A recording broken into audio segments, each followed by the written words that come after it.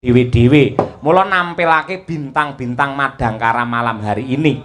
Ya, iya bintang ya ayu-ayu, suarane ya apik-apik kabeh. Oh, temenanan.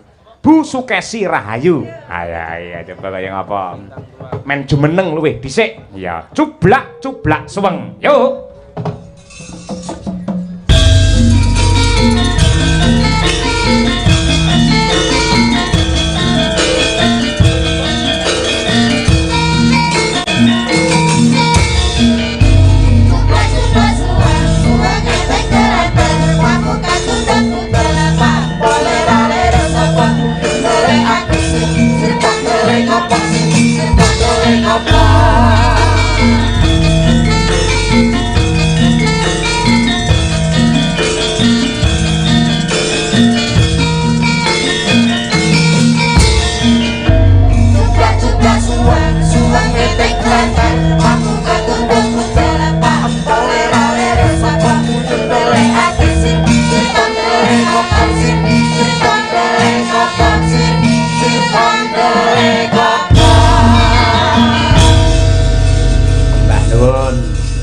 Sugeng dalu Ibu Sukesi Rahayu. Sugeng dalu Mbak Cange. Iki mbiyen ya mantan bintang tamu ya, Mak. Tenan. Saurung enek Elisa, urung enek Eka Uget-uget, Eka Kebumen sing dadi bintang tamu, sing wani nyelatu karo dalang dhisik dhewe ya Bu Kesi iki. Lah, minangka tandha katresnan mestine ngaturake tembang-tembang sing bertemakan percintaan Bu Kesi. Ha, kuwi. Kula tak nyuwun kalian panjenengan dandang gula banjet pelok barang langkung rumiyin mangke lajengipun menapa dipikir mengke sing penting bawanipun riyin ngoten niku. Inggih. Nggih. Monggo Bu Sukesi Rahayu.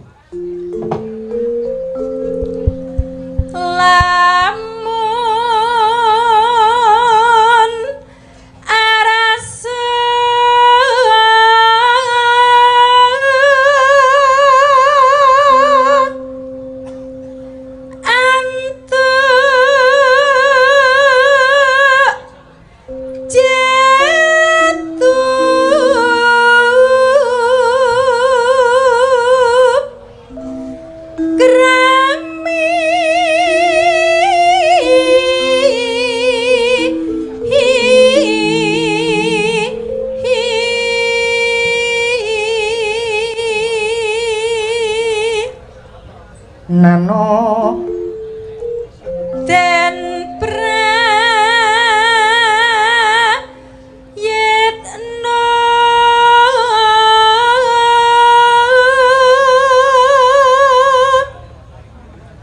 ing pamilih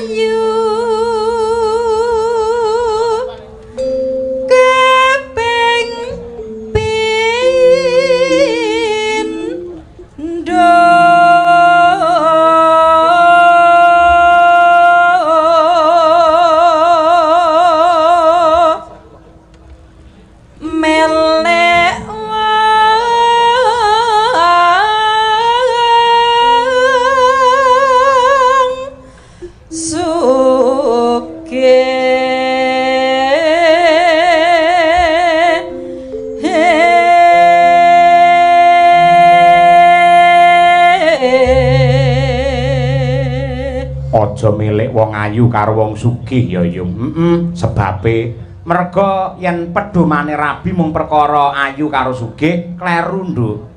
Sing jenenge rupa ayu ki bisa luntur, kesugihan ki bisa gempur. Saya meneh lamun to ayune ora tekan batin. Padha karo kembang mawar kae. Lek disawang ketok abang, ketok merah, ketok indah. Ning kocapo bareng dicokot dipangan pahit. Kuwi yen ayune ora tekan batin. Oh, ngono kuwi. Dadi golek ayu lahir batine, kudune kaya mengkono. Mangga, Bu.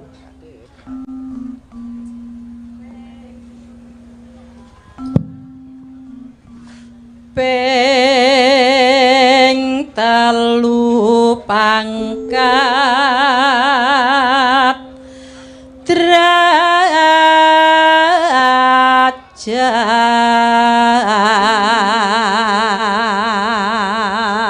Ping telu pangkat derajat. Kuwi aja nggih ukuran padha wae ora ana sing langgeng. Iya, Lanjut. Iku bisa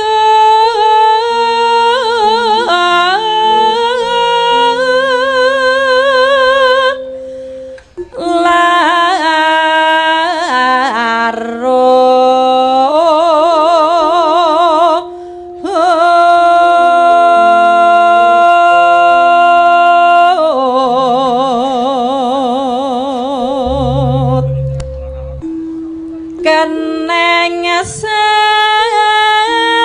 sembang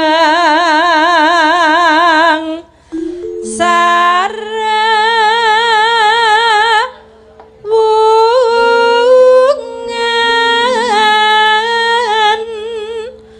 kapi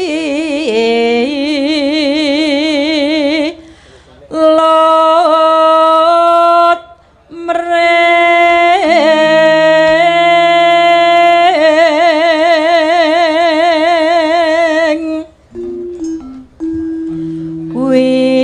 cara kang manis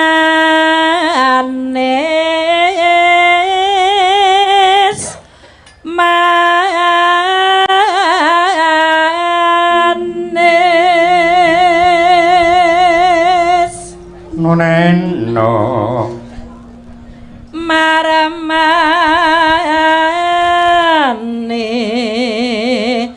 den prayitna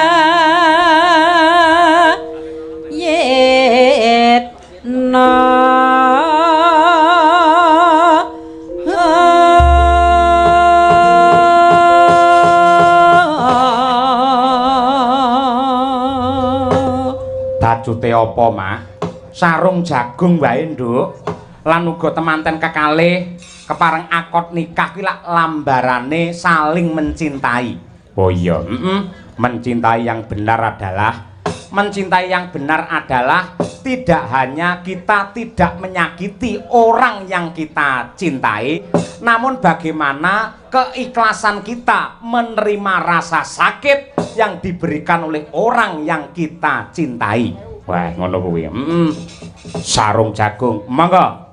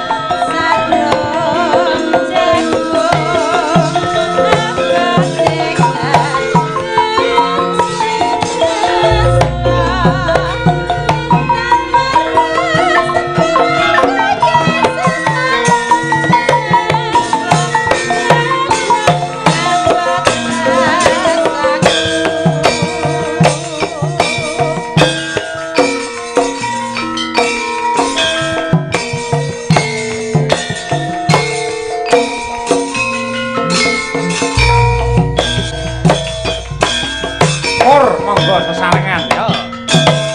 Out.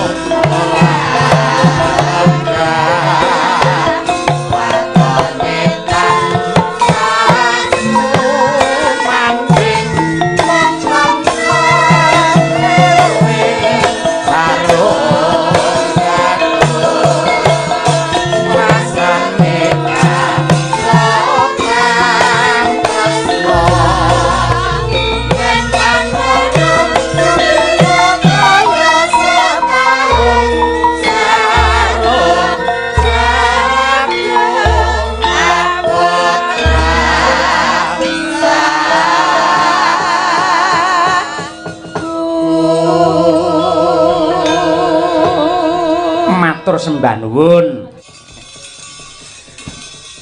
Ya arep ngaturake sapa genti. Coba kaya apa sing bar opnam iki, Mbak Umi Hafifah dicek sik suarane. Ayo. Ya Nduk, berdiri dengan dukung-dukung. Ayo, yo.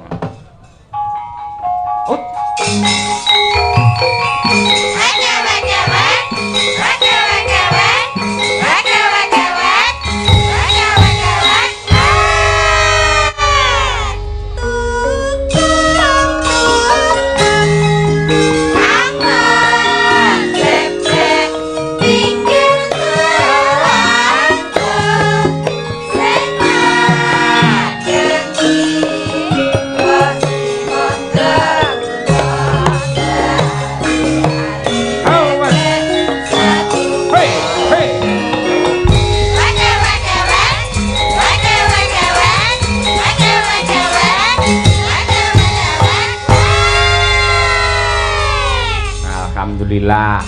Wis pulih 100% Nduk Umi. Insyaallah, Pak. Ayo. Dungane piyai kathah klebet piyai ing Laladan Medion ndadekake jenengan tansah diparingi seger waras. Amin. Nggih. Wingi lara apa? Tipes. Tipes pirang dina lek opnam?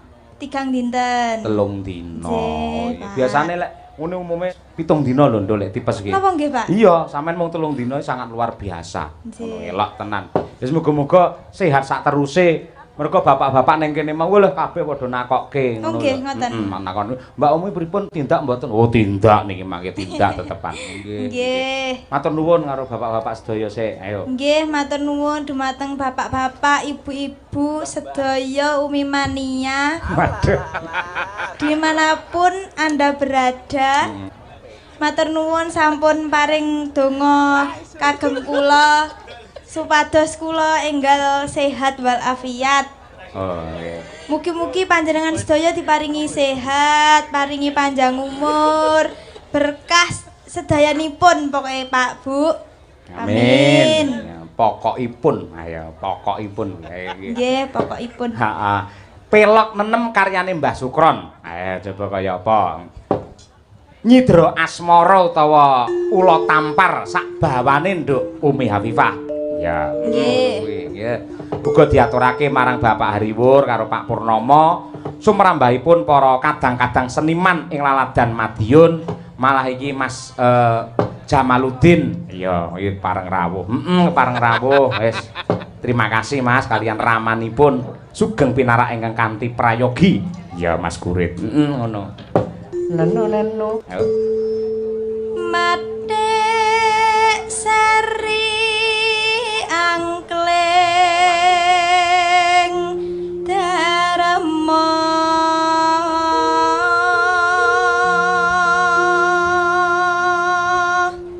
Nenu ana cerita tingkae ula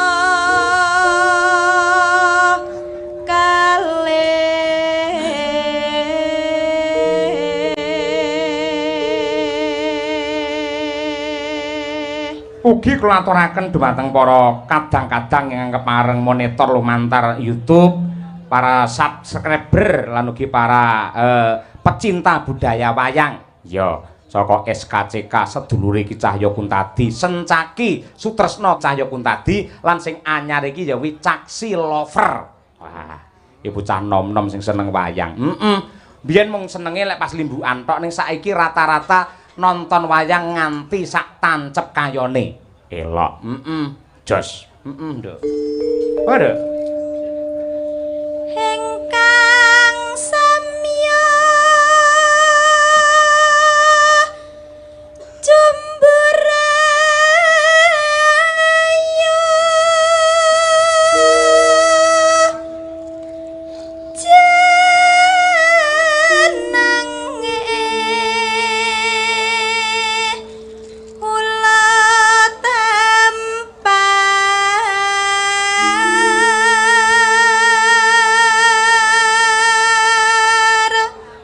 nenu wani gonja garwane sang maha wiku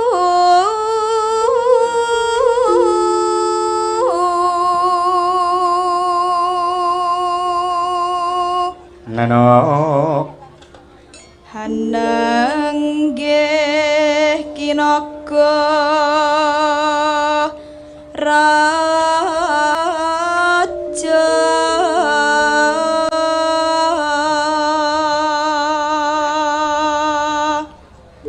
sesilih nyinaka